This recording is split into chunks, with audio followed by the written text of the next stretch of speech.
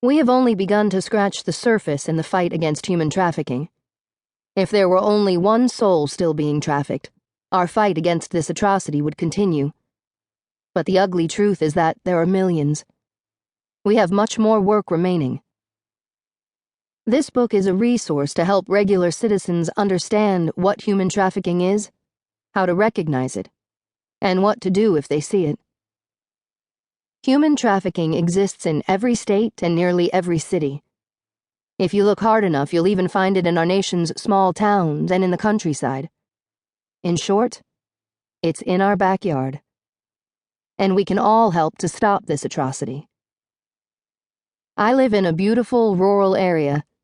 Our region consists of small, sleepy western towns, cities, and farming communities, with some of the seemingly safest streets in the country. Tourism abounds here, with 315 days of sunshine a year, wide open spaces, rivers, lakes, mountains, and air that smells so good it should be bottled.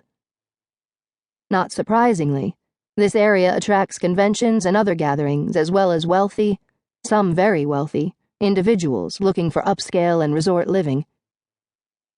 If human trafficking can happen in my hometown, it can and does happen anywhere. No community is immune.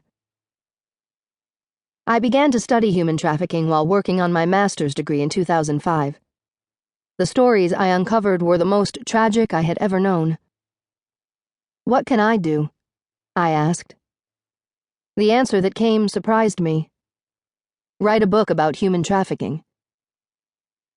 I had never written a book before.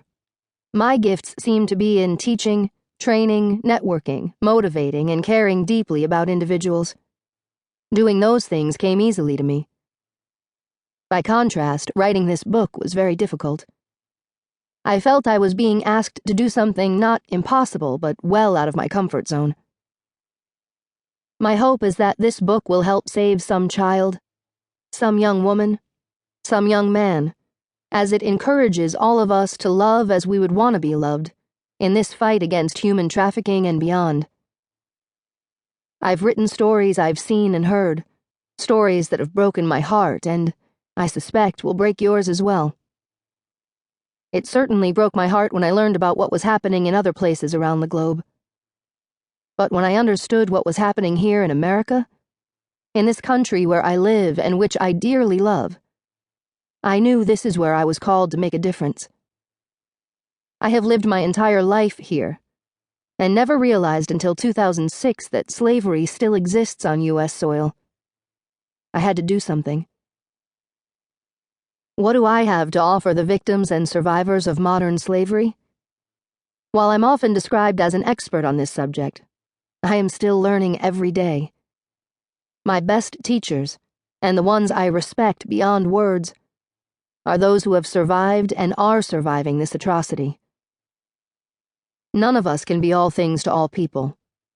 I wouldn't last long kicking down brothel doors and grabbing pimps by the back of the neck with a, "Listen here, young man." But most of us can tell people about human trafficking, sit with a victim and listen to him or her, guide victims to services to help in their recovery, work to improve legislation, call the authorities when we see something that looks suspiciously like human trafficking, and network with anti-trafficking organizations and agencies. By doing these things, we can take a stand and might even save lives in our own community.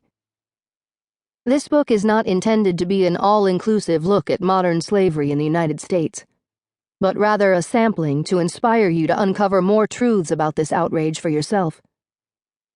Although I mention the work of many organizations, I have intentionally not endorsed specific anti-trafficking organizations. Instead, once you realize how pervasive this tragedy of human trafficking is, I encourage you to get behind one or more of the many anti-trafficking groups, especially in your own backyard, and support it as a volunteer or by financial donations. I must admit I hesitated to share some reports of victims' experiences that are so horrific I feared you might be tempted to doubt them. But to give you the full scope of what's really happening in our country, I have included a number of them anyway. Unfortunately, the truth is sometimes worse than what you might imagine.